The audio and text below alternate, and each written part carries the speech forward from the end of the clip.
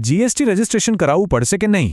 જો કોઈ બિઝનેસ ચલાવી રહ્યા હોય કે પછી શરૂ કરવાનું વિચારી રહ્યા હોય તો આ સવાલ મનમાં જરૂર આવ્યો હશે. તો ચાલો 2026ના આ નિયમોને એકદમ સરળ ભાષામાં સમજીએ.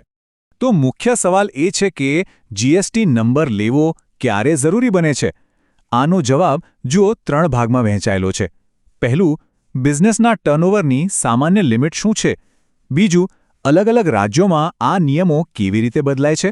અને ત્રીજું, એવા કયા ખાસ સંજોગો છે જ્યાં ટર્નઓવર જોયા વગર જ રજિસ્ટ્રેશન કરાવવું ફરજિયાત છે? ચાલો એક પછી એક મુદ્દાને વિગતવાર સમજીએ. તો ચાલો સૌથી પહેલા વિભાગથી શરૂ કરીએ. સામાન્ય ટર્નઓવરની મર્યાદાઓ શું છે? મોટાભાગના બિઝનેસ માટે બધો આધાર ટર્નઓવર પર રહેલો છે. અને અહીં આવે છે પહેલો અને સૌથી મહત્વનો આંકડો, 40 લાખ રૂપિયા.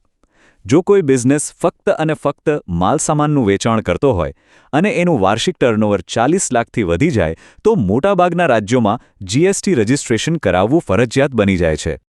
પણ જો બિઝનેસ સેવાઓ પૂરી પાડવાનો હોય, જેમ કે કોઈ કન્સલ્ટિંગ સર્વિસ અથવા તો માલ અને સેવાઓ બંનેનો વેપાર હોય તો ત્યારે આ લિમિટ સીધી અડધી થઈ જાય છે, એટલે કે 20 લાખ રૂપિયા. આ નિયમ પણ ભારતના મોટાભાગના રાજ્યોને લાગુ પડે છે. હવે આ સ્લાઇડ જુઓ. એનાથી આ બંને નિયમો એકદમ સ્પષ્ટ થઈ જશે. ડાબી બાજુ નોર્મલ સ્ટેટ્સવાળા કોલમમાં જુઓ.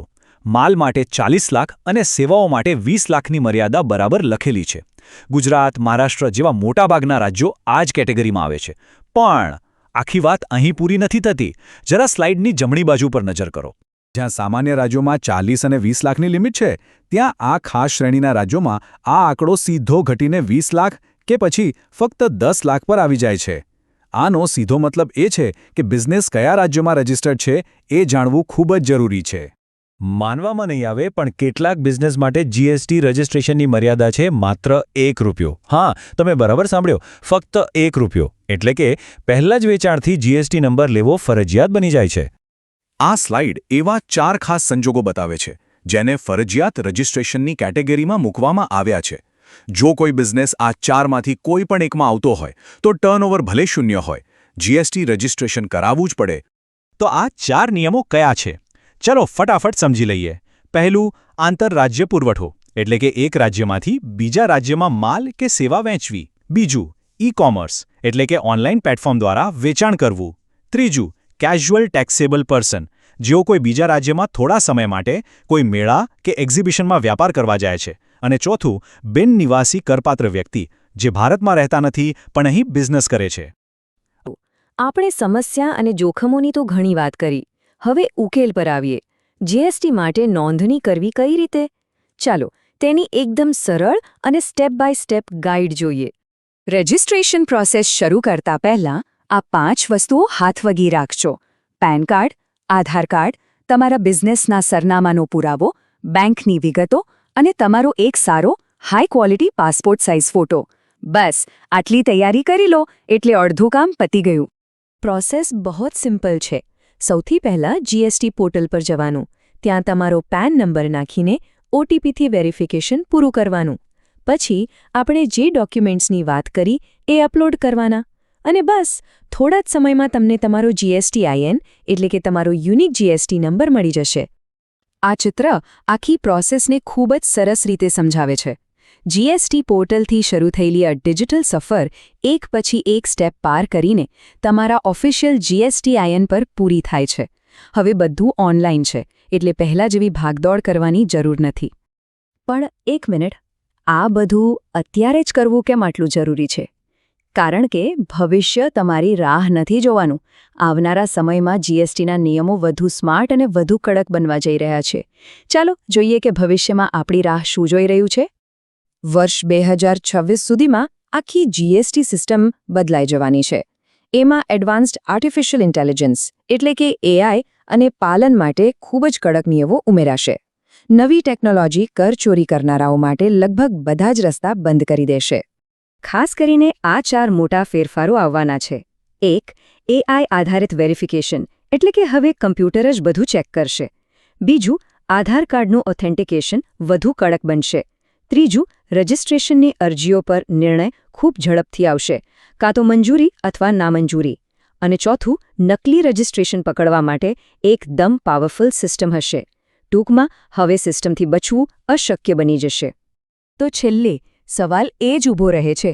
એક તરફ ટેકનોલોજી આટલી આગળ વધી રહી છે અને બીજી તરફ સરકારી સિસ્ટમ દિવસે ને દિવસે વધુ સ્માર્ટ બની રહી છે.